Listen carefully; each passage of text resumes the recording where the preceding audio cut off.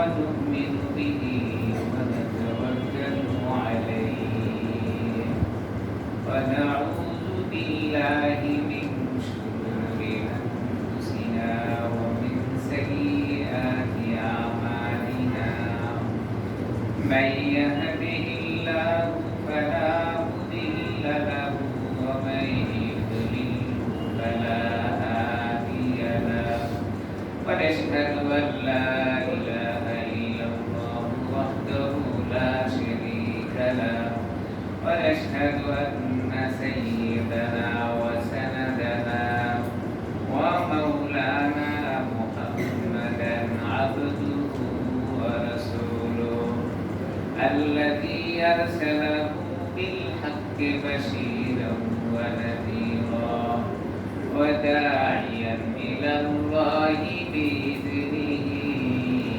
بإذنه سراجا وقمرا منيرا أما بعد فقد قال تعالى في كلامه المجيد وفرقان الحميد فأعوذ بالله من الشيطان الرجيم بسم الله الرحمن الرحيم وقل رب ارحمهما كما ربياني صغيرا وقال تعالى في شان حبيبه ومحبوبه ومعشوقه مخبرا وآمرا إن الله وملائكته يصلون على النبي يا أيها الذين آمنوا صلوا عليه وسلموا تسليما اللهم صل على محمد وعلى آل محمد كما صليت على إبراهيم وعلى آل إبراهيم إنك حميد مجيد اللهم بارك على محمد وعلى آل محمد كما باركت على إبراهيم وعلى آل إبراهيم إنك حميد مجيد وقال الشاعر خدمت ما درب دركم اختیار خدمت ما درب درکون اختیار تاکہ باشی درد عالم بختیار لا الہ الا اللہ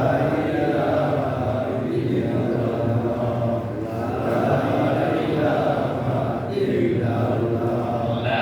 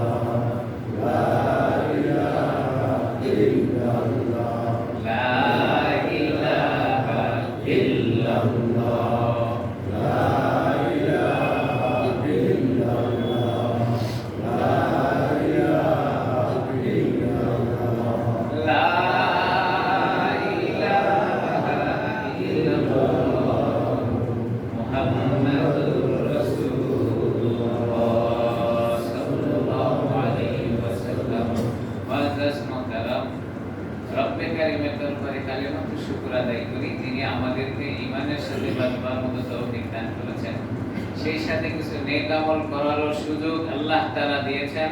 এজন্য জবান খুলে সকলে বলি আলহামদুলিল্লাহ, খুশির সাথে বলি আলহামদুলিল্লাহ। আল্লাহ সবচেয়ে বেশি খুশি হন বান্দাদের শুকরগুজারি করে। আল্লাহ সবচেয়ে বেশি খুশি হন বান্দা যখন শুকরগুজারি করে। বান্দা গর্ব করে ফেরেশতাদের সামনে বলতে থাকে, ও ফেরেশতারা, মানুষ বানাইতে নিষেধ করেছিলে, মানুষ বানাইতে নিষেধ করেছিলে, আমারে দেখে না, আমার জাহান্নাম দেখে না, আমার জান্নাতও দেখে না, কিন্তু বান্দা আমার প্রশংসা করে, বান্দা জবান খুলে বলে আলহামদুলিল্লাহ। ফেরেশতাদের সামনে আল্লাহ গর্ব করে বলতে থাকে, মাওলাই যদি বান্দার জন্য গর্ব করে, কি সৃষ্টি আল্লাহ তাআলা করেছে, কেমন দাম আল্লাহ তাআলার কাছে। বান্দার জন্য ফেরেশতার সামনে আল্লাহ গর্ব করে আপনার নাম উচ্চারণ করতে থাকে, আল্লাহু আকবার। এজন্য জবান খুলে বলি আলহামদুলিল্লাহ।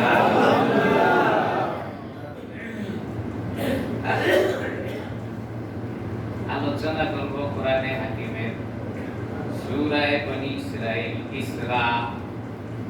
এখান থেকে আমি আপনাদের সামনে একটি আয়াত তেলাওয়াত করেছি। এই আয়াতের সামান্যতম কিছু আলোচনা পেশ করার জন্য চেষ্টা করব। আলোচনার মূল বিষয়বস্তু হলো মা বাবা মৃত্যুর পরে, মা বাবা দুনিয়া থেকে চলে যাওয়ার পরে সন্তানের উপরে কি করণীয়। কোরআনে কারীম থেকে আলোচনা পাওয়া যায় 4 পদ্ধতির মাধ্যমে 17টি আমল করে মৃত মা বাবার কবরে সওয়াব পৌঁছানো যায়। 4 পদ্ধতির মাধ্যমে 17টি আমল করে মৃত মা বাবার কবরে সওয়াব পৌঁছানো যায়। সন্তান যদি এমন নেক আমল দুনিয়ার জীবনে করতে থাকে, তো মা বাবা কবরে শুয়েও সেই সওয়াব পাইতে থাকে। সুবহানাল্লাহ। মা বাবা শব্দটা অনেক ছোট, মা আর বাবা, কিন্তু এর মধ্যে এত কিছু নিহিত আছে। সবচেয়ে বেশি যে জিনিসটি এর মধ্যে পাওয়া যায় এটি হলো মহব্বত। কি বলেন? এটি হলো মহব্বত। মা বাবা সন্তানের মধ্যে যে মহব্বত আছে, আসমানের নিচে জমিনের উপরে আর কোন জিনিসের মধ্যে এমন মহব্বত নাই। মা আর বাবা যাদের আছে শুধু তারাই বুঝবে। মা আর বাবা আর সন্তানের মধ্যে কি মহব্বত, ছোট্ট শব্দ এর ভিতরে পাওয়া যায়। মা বাবার ভিতরে সন্তানের মহব্বতটা যেমন বুঝেছে, এই মানুষটা দুনিয়ার জীবনে জান্নাত কামাই করেছে। এজন্য আল্লাহ তাআলার পরের স্থানটা কোন জিনিসকে দেওয়া হয় নাই, আল্লাহ তাআলা মা আর বাবাকে দান করেছে। সুবহানাল্লাহ। আল্লাহ তাআলা পরের স্থানটা কার? মা আর বাবা। এজন্য আল্লাহর হাবিব বলেন, রিজাল ওয়ালিদাইন, রিজাল মাওলা রিজাল ওয়ালিদাইন। মা বাবার সন্তুষ্টির কারণে আল্লাহর সন্তুষ্টি, আর মা বাবার নারাজির কারণে আল্লাহর নারাজি। আল্লাহু আকবার। মা বাবা যদি সন্তুষ্ট থাকে তাহলে আল্লাহ তাআলা তার উপরে খুশি থাকবেন, আর মা বাবা যদি কোন সন্তানের প্রতি নারাজ হয়, অসন্তুষ্ট হয়, তো আল্লাহ তাআলাও তার উপরে নারাজ হয়ে যান।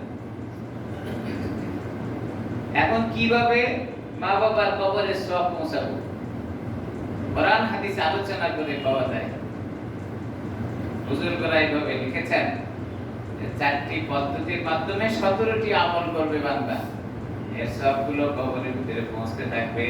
4টি পদ্ধতি কি? পদ্ধতিগুলো সব বলতে পারবো না, একটি বিষয় নিয়ে শুধু আজকে আলোচনা করব। 4 পদ্ধতিকে আরবি ভাষায় বলা হয় খিসারুল আরবা। 4 পদ্ধতির মাধ্যমে সন্তান মা বাবার কবরে সওয়াব পৌঁছাবে। খিসারুল আরবা, তার ভিতরে 1 নাম্বার হলো আদ-দুআউ লাহুমা। 1 নাম্বার হলো আদ-দুআউ লাহুমা, তরজমা তাফসীর করব। 2 নাম্বার হলো আল ইস্তিগফারু লাহুমা। 3 নাম্বার হলো আল ইনফিরাদু আহাদিহিমা। 4 নাম্বার হলো আল ইকরামু সাদিকিহিমা। এই চার পদ্ধতির মাধ্যমে মানুষ এটা আমল করতে থাকে। আমলগুলো করবে কয়টা? 17টা। তার মধ্যে এক নাম্বার আমল হলো চার পদ্ধতি। এক নাম্বার পদ্ধতি হলো আদ-দুআ উলাহুমা।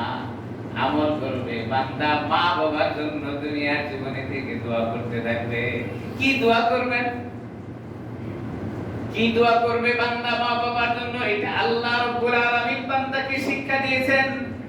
বান্দা তোমার মা আর বাবা দুনিয়ার জীবনে বেঁচে নাই, তুমি মা আর বাবার জন্য দোয়া করতে থাকো। কি দোয়া করবা? তোমার মন ভরা দোয়া করলে চলবে না, আল্লাহ নিজে এই দোয়া শিক্ষা দিয়েছেন। সুবহানাল্লাহ বলেন সুবহানাল্লাহ।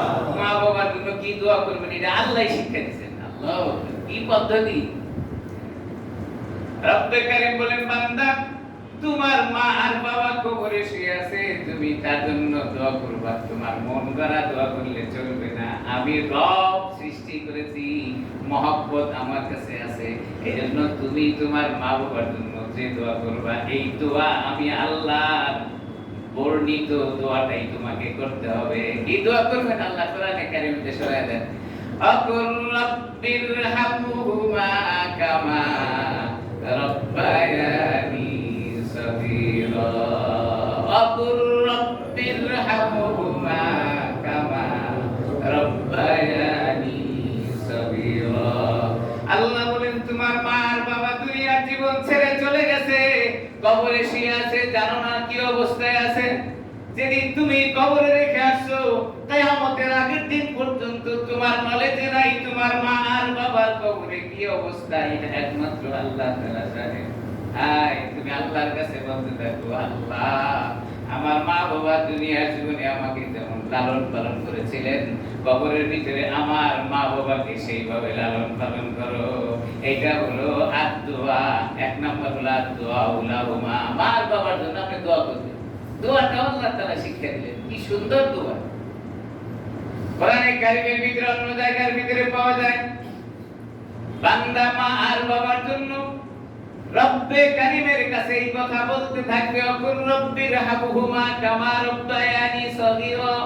আয় আল্লাহ আমার মা বাবা ছোটবেলায় যেমন আমাকে লালন পালন করেছিল, এখন কবরে মা বাবা শুয়ে আছে, জানি না কি অবস্থায় আছে। আমার মা বাবা দুনিয়ার জীবনে যেমন আমার খেদমত করেছে, আমি তো কবরে গিয়ে আর খেদমত করতে পারবো না। তার পক্ষে তোমার কাছে চাই, ফেরেশতা দিয়ে আমার মা বাবার খেদমতের ব্যবস্থা করে দাও। কি বলেন? এই দোয়াটা তো কমপক্ষে করা যায়। এই দোয়াটা তো করা যায়। কেমনে করব? এই জন্য নেক সন্তান প্রয়োজন।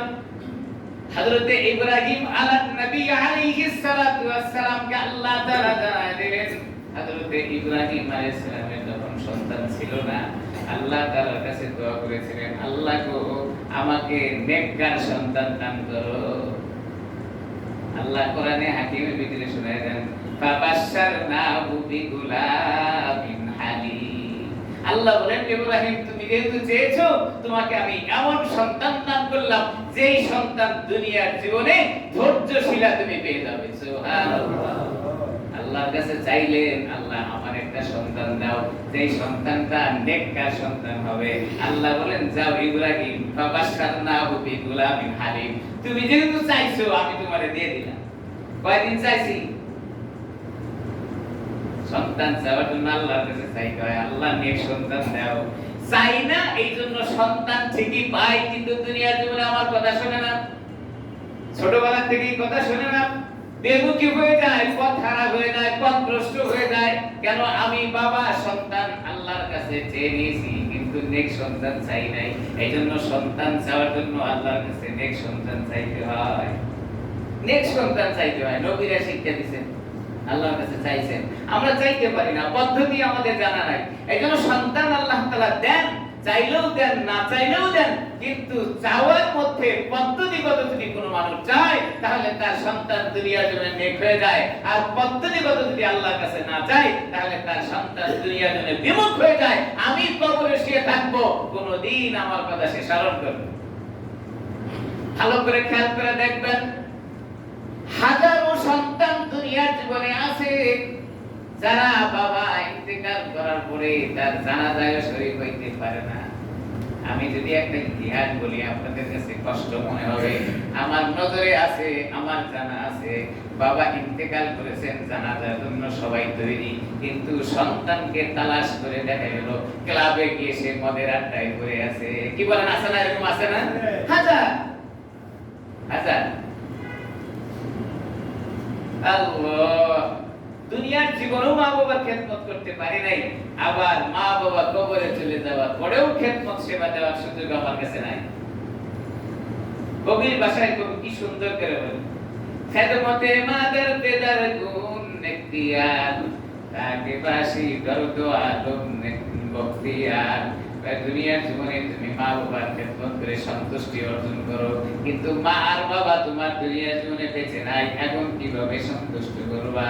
কবরের পাশে গিয়ে তুমি বলো রব্বির হামহুমা কামা রব্বায়ানি সগীরা। রাসূল আকরাম সাল্লাল্লাহু আলাইহি ওয়াসাল্লাম হাদিসের ভিতরে বলেন, মানুষ যখন দুনিয়া থেকে চলে যায় সব আমল তার বন্ধ হয়ে যায়।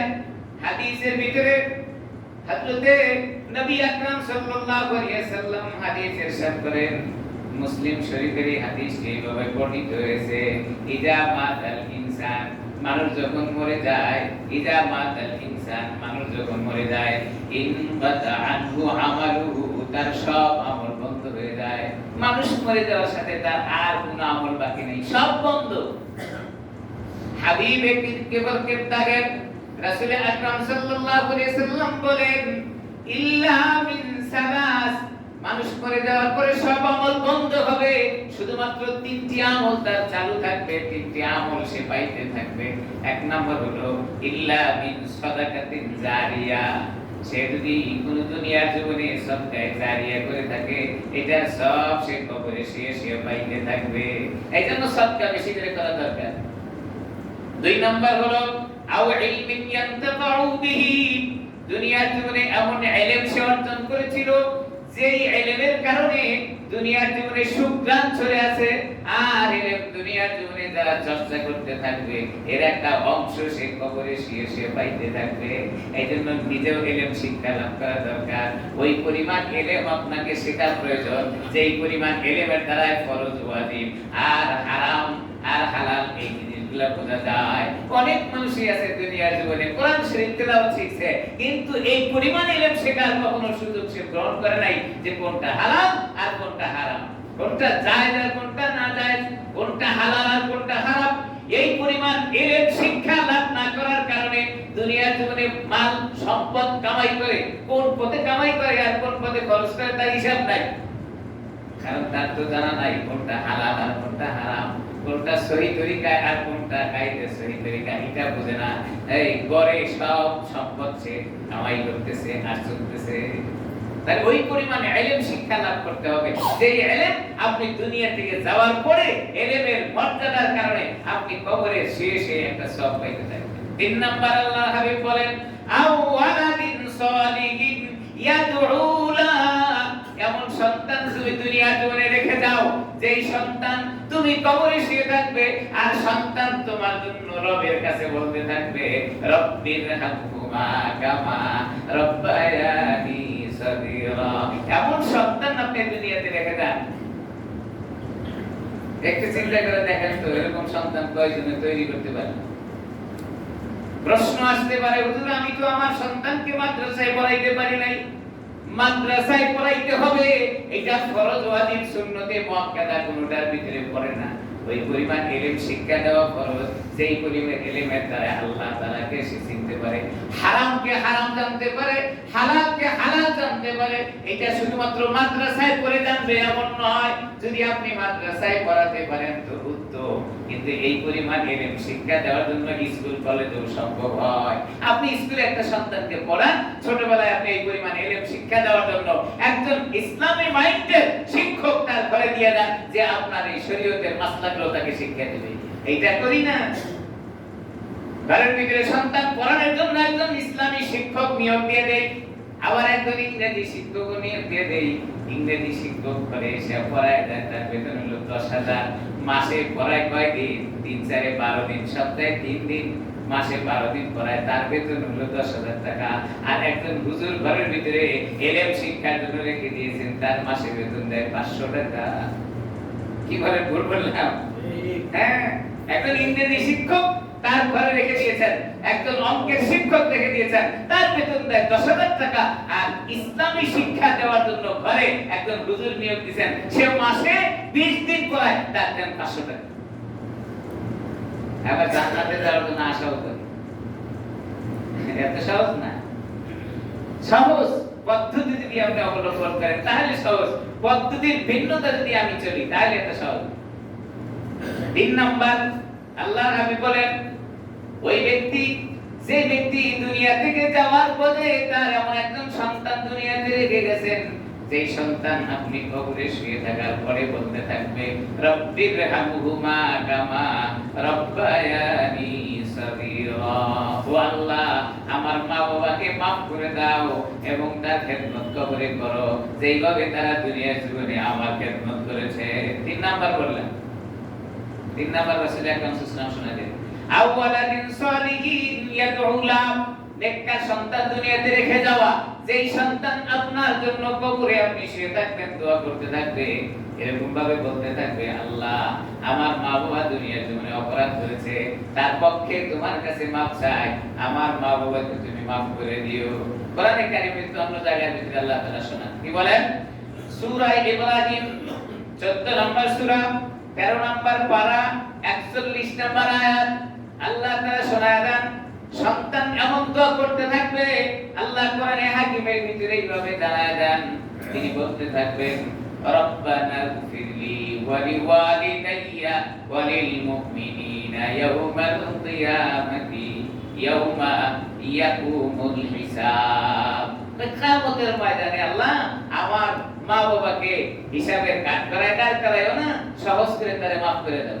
সন্তান দুনিয়ার জীবনে বলবে, কি বলবে? রব্বানা ইগফিরলি, আয় আল্লাহ আমারে maaf করে দাও। সে দোয়া করতে থাকে, রব্বানা ইগফিরলি, আয় আল্লাহ আপনি আমাকে maaf করে দিন, ওয়া লিওয়ালিদাইয়া, আমার মা আমার বাবাকে maaf করে দিন। আর দোয়া করতে থাকে, ওয়া লিল মুমিনিন, দুনিয়ার জীবনে যত মুমিন আছে সমস্ত মুমিনদেরকে আল্লাহ আপনি maaf করে দিন। আর কি বলেন? ইয়াউমা ইয়াকুমুল হিসাব, যেদিন হিসাব নেবেন ওই দিন যেন তাদের হিসাবটা সহজ হয়ে যায়। কি সন্তান দুনিয়ার জীবনে রেখে গেলেন, বলতে থাকবে এরকম। এরপরে অন্য জায়গার ভিতরে আল্লাহ তাআলা শোনান, সূরাতুন নূর 72 নম্বর সূরা 29 নম্বর পারা 28 নম্বর আয়াত আল্লাহ তাআলা শোনান, সন্তান বলবে, রব্বিগফিরলি ওয়া লিওয়ালিদাইয়া ওয়া লিমান দাখালা বাইতি মুমিনিনা ওয়াল মুমিনাত। সন্তান বলবে, আয় আল্লাহ আমাকে আপনি maaf করে দেন, আমার মা বাবাকে আপনি maaf করে দেন, আর কি আমার ঘরে যে নেক সন্তান আসবে তাদেরকেও আপনি maaf করে দেন। দেখছেন নি দোয়া করে, সন্তান ঘরে আসে নাই কিন্তু নেক সন্তান আসলে আসবে ঘরে, তাদের জন্য দোয়া করেছে, আল্লাহ তাদেরকেও আপনি maaf করে দেন। দুনিয়ার জীবনে যত মুমিন মুমিনাত আছে তাদেরকে maaf করে দেন। সন্তান এমন দোয়া করতে থাকবে, আল্লাহ তাআলা ফেরেশতাদের সামনে বলবে, আমার বান্দা আমারে দেখে নাই, জান্নাত দেখে নাই, জাহান্নাম দেখে নাই, কিন্তু এইভাবে দোয়া করতে থাকে। ফেরেশতারা বলো, আল্লাহর সামনে ফেরেশতারা বলবে, আল্লাহ আপনার যা মনে চায় তাই আপনি করতে পারেন, লিমান শাহ, আপনার ইচ্ছার উপরে নির্ভর করে। আল্লাহ বান্দার সামনে বল, ফেরেশতাদের সামনে বলবে, আমার বান্দাদের সব গুনাহ খাতা আমি maaf করে দিলাম। বান্দা যখন আল্লাহর সামনে ডাকতে থাকে, আল্লাহ এত খুশি হন, ফেরেশতাদের সামনে খুশির পরে আমাকে আর আপনাকে মাফের ঘোষণা দেয়, মাফের ঘোষণা দেয়। আল্লাহ কবি ভাষায় বলেন, কবি বলেন যে মা বাবা দুনিয়ার জীবনে বেঁচে ছিল, তার খেদমত করো নাই, খেদমত করো। যারা খেদমত করেছে তারা দুনিয়ার জীবনে সফল হয়েছে, আখিরাতের জীবনেও সফল হয়েছে। দুনিয়ার জীবনে মা বাবার খেদমত করে সফল, আর কবরে যাওয়ার পরে মা বাবার জন্য দোয়া করে মা বাবাকে সফল, নিজেও সফল, মা বাবাকেও সফল। বলতেছিলাম যে কবরে যাওয়ার পরে আমলগুলো আপনি করতে থাকবেন, তার ভিতরে 1 নাম্বার আমল চলতেছিল কি? আদ-দুআ লাহুমা, তার জন্য দোয়া করতে থাকবেন। দোয়া সব সময় চলতে থাকবে, সব সময়। শুধু মসজিদে এসে নামাজের পরে দোয়া করবেন আল্লাহ মা বাবাকে মাফ করে দাও এমন না। আপনি রাস্তায় হাঁটতেছেন, হাঁটার পথে আপনার মনে হয়েছে আপনার মা বাবা কবরে, এবার আপনি হাঁটার পথে বলতে থাকেন রব্বির হামহুমা কামা রব্বায়ানি সগীরা। আপনি আরবিতে বলতে পারেন না, আপনি বাংলায় বলেন আল্লাহ আমার মা বাবারে মাফ করে দাও। কি বলেন? বাংলায় বলা যাবে না, আরবি বলতে পারতেছি না, মনে নাই, পড়তে পারি না। বাংলায় তো আমি বলতে পারবো, আমার নিজের মায়ের ভাষা আমি বলতে পারবো। আল্লাহ এটাও শোনেন, আল্লাহ এটাও জানেন। আপনি আপনার মনের ভাব প্রকাশ করছেন আল্লাহর সামনে, আপনি বলতে চান আল্লাহ আমার মা বাবাকে মাফ করে দাও। এই জন্য ওযু লাগবে না, পবিত্রতাও লাগবে না। আপনি রাস্তায় হাঁটতে গিয়ে বলতে থাকলেন আল্লাহ আমার মা বাবারে মাফ করে দাও। আপনি রাস্তায় হাঁটতে গিয়ে মা বাবার জন্য কিছু আমল পাঠায় দেন, বলতে থাকেন সুবহানাল্লাহ আলহামদুলিল্লাহ লা ইলাহা ইল্লাল্লাহ আল্লাহু আকবার। আপনি সূরা ইয়াসিন তেলাওয়াত করেন অথবা সূরা ইখলাস তেলাওয়াত করেন। আল্লাহর হাবিব বলেন কোন মানুষ যদি তিনবার সূরা ইখলাস তেলাওয়াত করে মা বাবার জন্য দোয়া করতে থাকে, এক খতম কোরআনে কারীমের সওয়াব আল্লাহ তাআলা মা বাবার আমলনামায় জমা করে দেন। কয়বার করব? তিনবার যদি সূরা ইখলাস পড়ে। সূরা ইখলাস কুল হুয়াল্লাহ, এত মর্যাদা সূরা ইখলাসের। কোন মানুষ যদি ওযু অবস্থায় পড়ে তেমন সওয়াব পাবে, ওযু ছাড়াও যদি কোন মানুষ করে তেমনই সওয়াব পাবে। আল্লাহর হাবিব বলেন তিনবার সূরা ইখলাস আপনি তেলাওয়াত করেন, এক খতম কোরআনে কারীমের সওয়াব আপনি আমলনামায় জমা করে দিবেন। সূরা ইয়াসিন তেলাওয়াত করেন, আল্লাহর হাবিব বলেন কোন মানুষ যদি সূরা ইয়াসিন তেলাওয়াত করে, সূরা ইয়াসিন তেলাওয়াতের ফজিলত আল্লাহর নবী বলেন 10 খতম কোরআনে কারীমের তেলাওয়াতের সওয়াব আল্লাহ তাআলা আপনার মা বাবার আমলনামায় জমা করে দিবেন। সুবহানাল্লাহ। কয়দিন পড়ি ফজরের নামাজে শরীক হতে পারি না, তো দোয়া করব কখন? ঘুম থেকেই তো উঠি না, ঘুমাইতে ঘুমাইতে রাত্রে 1টা 2টা, ফজরের নামাজ আর পড়ার সুযোগ নেই। কি বলেন, আছে না এরকম লোকজন? নাকি সবাই ফজরের নামাজ জামাতের সাথে আদায় করি? ঘরেও পড়ে না অনেক মানুষ। রাত্রে 12টা 1টা পর্যন্ত যদি কেউ জাগ না থাকে, ফজরের নামাজ পড়া অনেক কঠিন। আমাদের অভিজ্ঞতা আপনাদের চেয়ে বেশি। বাধ্যতামূলক ফজরের নামাজ জামাতে শরীক হতে হয়, এক তো আল্লাহর হুকুম আর একটা দায়িত্ব। আমরা বুঝি ফজরের নামাজে ওঠা কত কঠিন, কিন্তু আলহামদুলিল্লাহ হয় না, আল্লাহ চালায়। আল্লাহর হাবিব বলেন কোন মানুষ যদি রাত্রে শোয়ার সময় ছোট্ট 2টা আমল করে ঘুমায় যায়, ফজরের নামাজে তারে ডাকতে হবে না, এমনি জাগ্রত হয়ে যাবে। 1 নাম্বার আমল হলো সে যদি ওযু অবস্থায় ঘুমায় যায়। এবার যদি হাত তুলতে বলি, বলেন তো কয়জন রাত্রে ওযু অবস্থায় ঘুমায়? ফার্স্ট টিউশনে ফেল করব।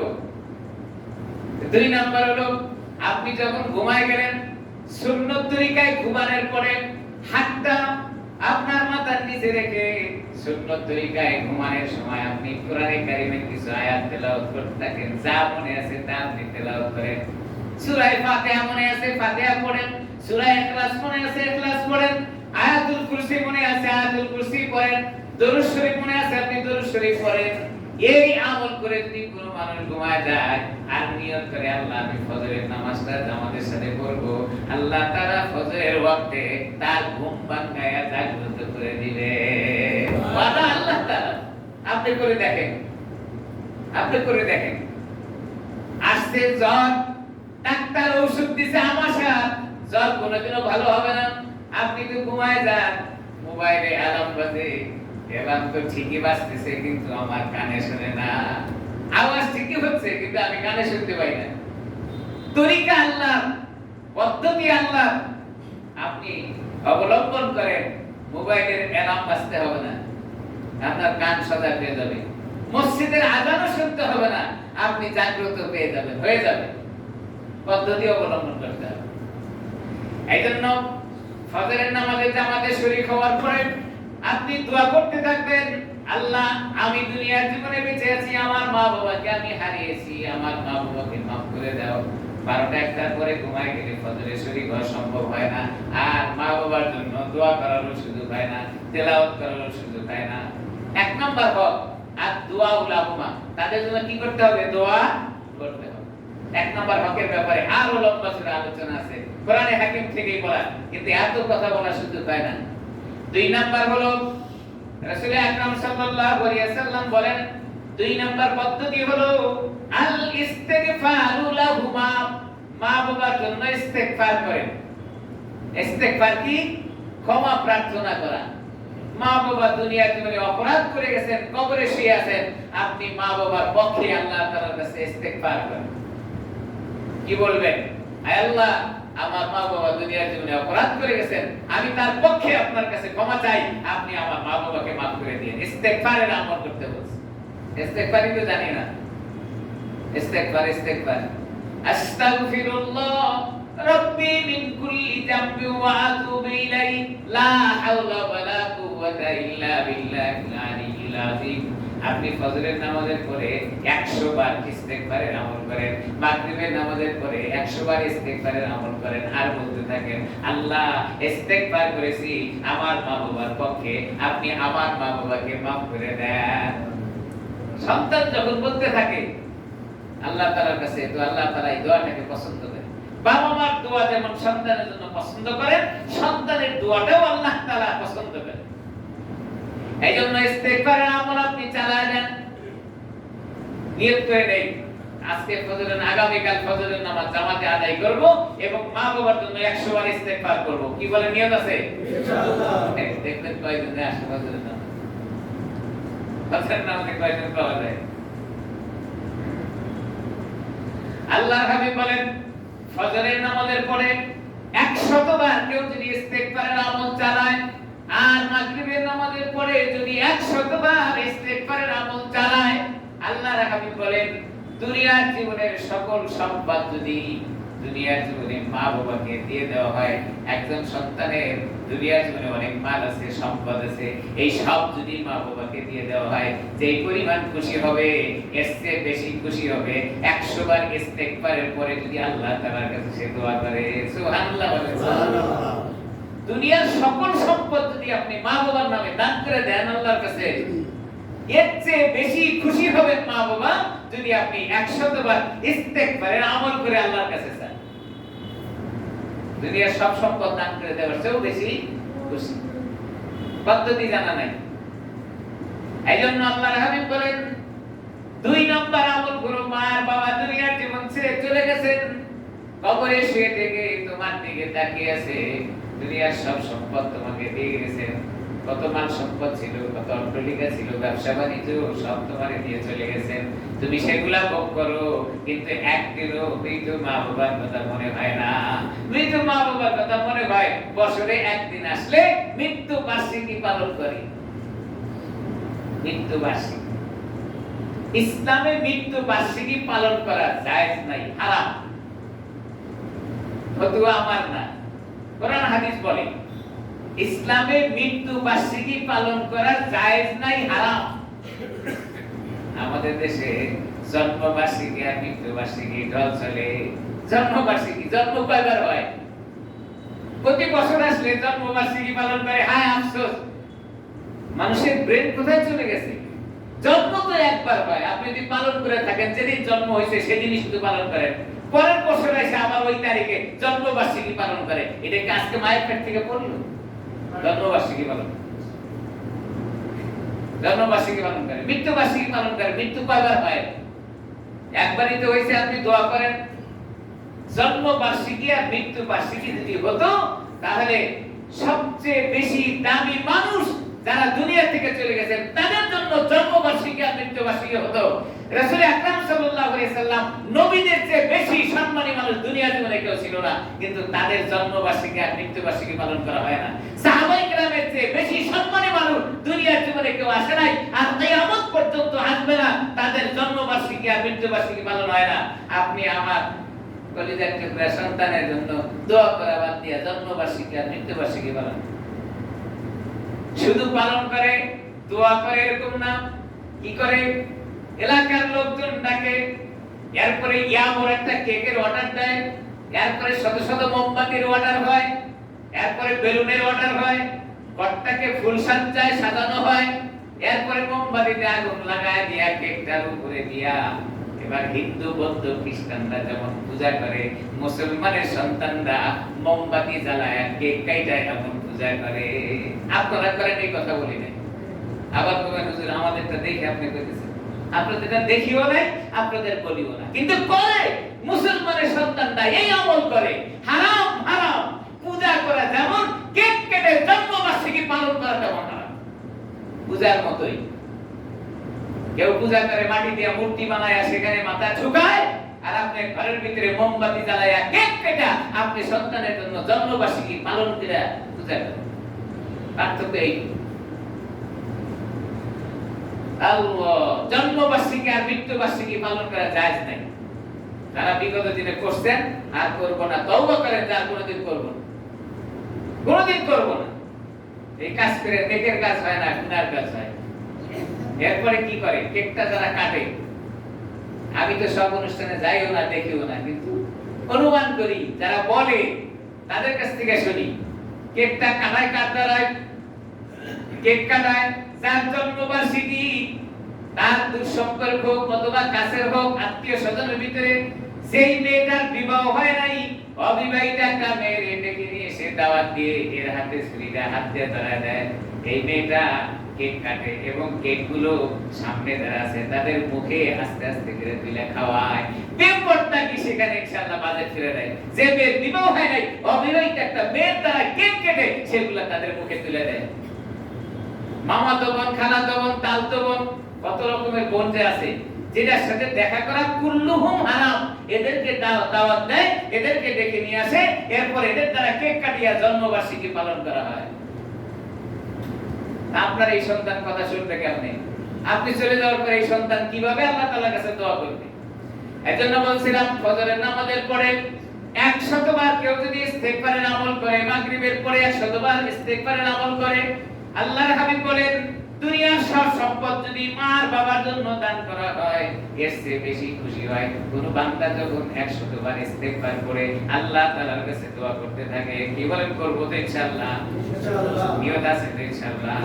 সামনে আছে মাগরিবের নামাজ, মাগরিবের নামাজের পরে আছে 100 বার ইস্তেগফার করে মার বাবার জন্য দোয়া করব, করব ইনশাআল্লাহ? যাদের মা বাবা কবরে আছে একবার স্মরণ করিয়া আজকে মাগরিবের নামাজ পর্যন্ত যদি আপনার হায়াত বাকি থাকে, আপনি আল্লাহর কাছে বলতে থাকেন, আল্লাহ আমার হায়াতটা মাগরিব পর্যন্ত বাড়ায় দাও, আমি যেন 100 বার ইস্তেগফারের আমল করে আমার মা আর বাবার জন্য আজকে দোয়া করতে পারি। কি বলেন, জুমার সময় দোয়াটা করা যাবে না? আপনি মনে মনে বলতে থাকেন, আল্লাহ মাগরিব পর্যন্ত যেন হায়াত পাই, মা আর বাবার জন্য যেন আজকে 100 বার ইস্তেগফারের আমল দিয়া আপনার কাছে আমি বলতে পারি। এটা চেষ্টা করেন, চেষ্টা করেন। 2 নাম্বার শেষ হয়ে গেল। আরো লম্বা কথা, এত কথা বলার সময় হবে না। সময় খালি ঘড়ির কাঁটা খুব দ্রুত করে জুমার দিন, অন্য সময় এত তাড়াতাড়ি করে না, কিন্তু জুমার দিন খুব তাড়াতাড়ি করে। আমি খুব খেয়াল করে দেখছি। 3 নাম্বার আমল হলো মা আর বাবা যদি চলে যায় দুনিয়ার জীবন ছেড়ে, সন্তান কাজ করতে থাকবে, যেটাকে বলা হয় ওয়াল ইনফাদু আহাদিহিমা অথবা ওয়াল ইনফাদি আহাদুহুমা। মা আর বাবা যদি কোনো মানুষের চলে যায়, একজন চলে যাক অথবা 2 জন চলে যাক, যারাই চলে যাবে কবরে শুয়ে থাকবে, সন্তান একটা কাজ করতে থাকবে দুনিয়ার জীবনে মা আর বাবার স্থানে যারা আছে, মা আর বাবার যে সমস্ত হক দুনিয়ার জীবনে ছিল সেই সমস্ত হকগুলো তারা আদায় করে দিবে।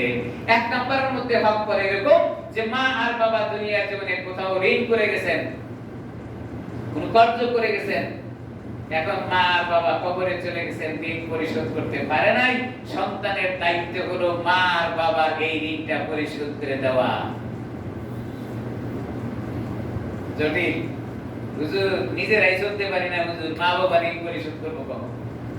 ছোটবেলার কথা যদি আপনি মনে করেন, দোকানে বাকি খেয়েছিলেন, বাবা রিকশা চালক অথবা ভ্যান চালক অথবা দিনমজুর দোকানের সামনে দিয়ে যাওয়ার সময় বলেছিল, ওগো সলিমতি তোমার সন্তান দোকানে বাকি খেয়ে গেছে, টাকাটা দিয়ে দাও।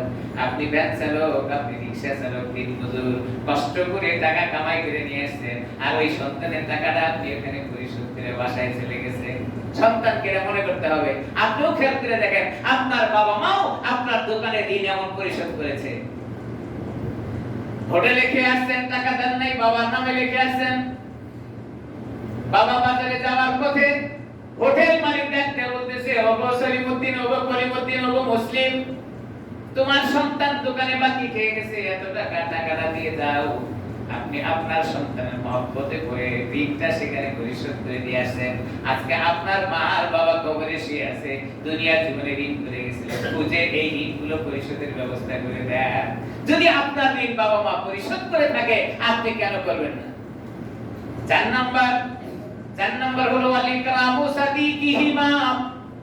মা আর বাবা দুনিয়ার জীবন থেকে চলে গেছেন, কিন্তু মা আর বাবার সেবার খেদমত আপনি দিতে পারেন না। কিন্তু বাবার জায়গায় আর মার জায়গায় মার বন্ধু বান্ধব, বাবার বন্ধু বান্ধব যারা আছে, তাদেরকে আপনি বাবা মার মতো সম্মান করেন।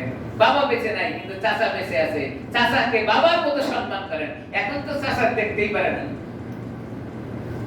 মা বেঁচে নাই, মার জায়গায় খালা আছে, তার খেদমত করেন।